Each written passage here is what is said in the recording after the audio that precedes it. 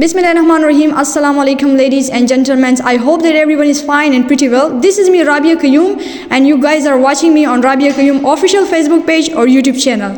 Today, I'm really happy that you are looking or you are seeing me in a different look. That you can see me that I'm just sitting right now in the lab, and I'm just going to explain a very important and a very essential and vital topic to you guys. The topic is regarding your health issues, and all the problems that I'm going to discuss today in this video. So as you all know, I'm going to tell you about anatomy. In anatomy, we have so many topics, and the specific topic I want to discuss in anatomy about the pelvic girdle. You know that we have pectoral girdle, then we have the pelvic one. So in the pelvic one, I have selected one region, and that is the thigh region. In the thigh region, I have selected one specific bone for you guys, and the bone is about femur bone. So I want to discuss about the femur bone, that what is femur bone, what is the function of femur bone, and how can you know about the femur bone, the shape of the femur bone, and everything, each and everything I'm going to discuss in this video to you guys, but in a very short way. I have also displayed some of the picture to you guys and labeled the picture with you guys, and I have showed to you guys about the label pictures of the femur bone. You can see on this video at the top here. So first of all, before starting the topic, I would love to tell you about the femur bone, that what is actually femur bone. Femur bone is present actually in your thigh region, and it is the largest and strongest bone in your body. Actually, all bones are strongest, but you know the femur one is also the strongest bone because it can support the weight of your body. It can help you in locomotion, motion, movement, and shape of your body, and balancing your body in different kind of ways. So then we have, it supports, your femur bone supports different ligaments, and as well as tendons and different muscles, and as well as your circulatory system, as well in vessels there, because we have so many vessels in the in this thigh region and femur bone. So that's why it supports so many of them. Then we have femur bone. So it is very strongest and the largest bone. So it can never be broken in easy way. Like when you fall on the floor, so you're thinking that it will be broken. So it is not broken in that easy way. It is really strongest bone in your body. So when you have such a serious trauma like RTA, road traffic accident, so then it can cause it can break your leg, and that kind of situation you have some problems, like you can face fracture, you can face some other problems as well, so you will be visiting the doctor for that.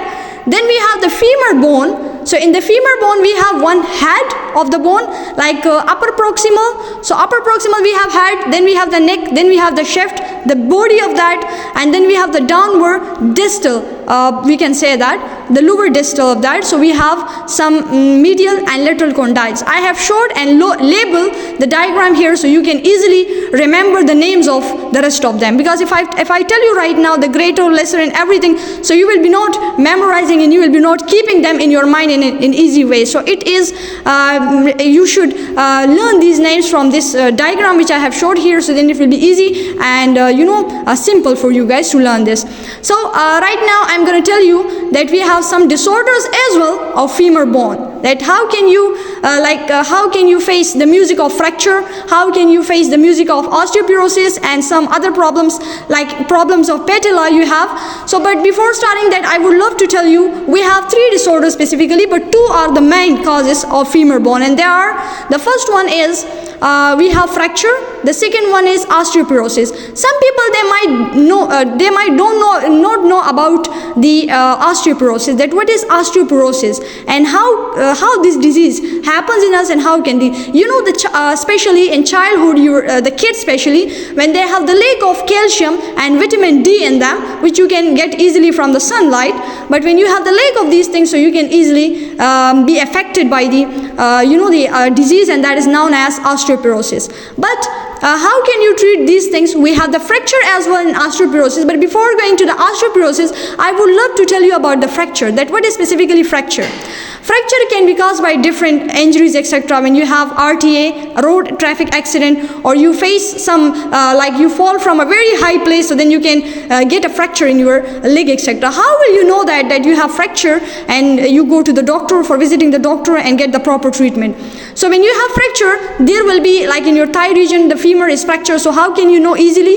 You can easily know that by just, this place will be swelled up, so you can get it from the swelling.